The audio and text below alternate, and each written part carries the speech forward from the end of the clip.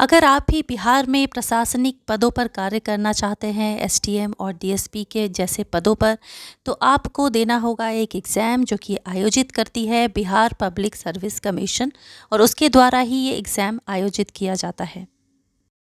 तो एग्ज़ाम भले ही कोई भी हो, सबसे इम्पॉर्टेंट होता है उसके एग्ज़ाम पैटर्न और सिलेबस को समझना। तो आइए हम समझते हैं इसके एग्ज़ाम पैटर्न और सिलेबस को। तो स्टूडेंट्स, एक बात आप हमेशा ध्यान रखिए कि कोई भी एग्ज़ाम हो, उसे पास करने के लिए सबसे इम्पॉर्टेंट होता है उस एग्ज़ाम के पैटर्न और उसके सिलेबस को समझना। ये पहली सीढ़ी होती है जिसे समझे बिना आप किसी भी एग्ज़ाम को प्रिपेयर नहीं कर सकते हैं। सिलेबस को समझने के बाद ही एक प्रॉपर स्ट्रैटेजी के साथ हम प्रिपरेशन स्टार्ट करते हैं। तो आइए बिना समय को बर्बाद किए हम देखते हैं बीपीएससी एग्ज़ाम के पैटर्न को। ये 3 चरणों में एग्ज़ाम होता है। पहला फेज होता है प्रीलिमिनरी एग्जामिनेशन, जो कि 150 मार्क्स का होता है। दूसरा फेज होता है, अगर आप पीटी पास कर लेते हैं तो दूसरा फेज होता है मेंस का, जो कि 900 मार्क्स का होता है, और उसके बाद इंटरव्यू है जो कि 120 मार्क्स का होता है। तो अब एग्ज़ाम के तीनों स्टेजेस को हम डिटेल में थोड़ा समझ लेते हैं। सबसे पहला फेज है प्रीलिमिनरी एग्जामिनेशन। ये टोटल 150 मार्क्स का होता है, और इसमें ये नंबर ऑफ क्वेश्चंस होते हैं 150, यानी एक क्वेश्चन के लिए 1 मार्क्स। टाइम इसमें 2 घंटे दिया जाता है आपको। और इसमें सबसे अलग बात ये है कि इसमें बीपीएससी एग्ज़ाम में टोटल 5 ऑप्शंस होते हैं, जो कि इस एग्ज़ाम को बाकी स्टेट के एग्ज़ाम से अलग बनाते हैं। क्वेश्चंस आपके एमसीक्यू बेस्ड होंगे। तो प्रीलिमिनरी एग्जामिनेशन में नया क्या है? तो नया 68th बीपीएससी से आयोग ने नेगेटिव मार्किंग को इंट्रोड्यूस किया है, जो कि है 1/4 या फिर 0.25, यानी कि 4 गलत उत्तर पे आपका 1 मार्क्स लेस हो जाएगा। और ये जो प्रीलिमिनरी एग्जामिनेशन होता है, ये सबसे टफेस्ट फेज होता है एग्जामिनेशन का, क्योंकि इसमें 5 से 6 लाख स्टूडेंट्स फॉर्म भरते हैं और उसमें से आपका सिलेक्शन होता है। तो इसलिए इस एग्ज़ाम की तैयारी एक प्रॉपर स्ट्रैटेजी के साथ करना बहुत इम्पॉर्टेंट है, एक मार्गदर्शक के साथ करना बहुत इम्पॉर्टेंट है। तो प्रीलिमिनरी एग्जामिनेशन के पैटर्न को समझने के बाद अब हम देख लेते हैं कि बीपीएससी मेन सिलेबस क्या है।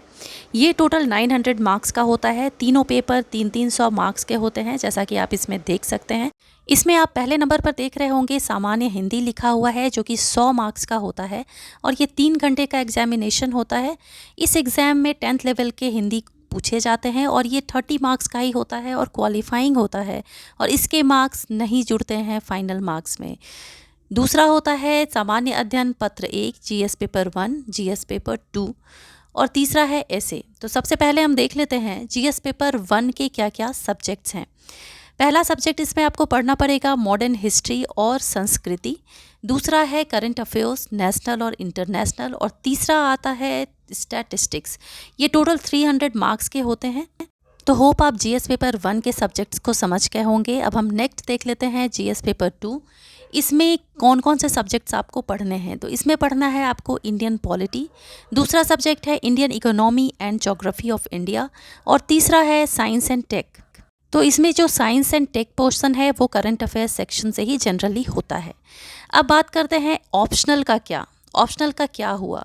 तो आयोग ने अब ऑप्शनल पेपर को ख़त्म कर दिया है, और ऑप्शनल के स्थान पर आ गया है ऐसे और निबंध का पेपर।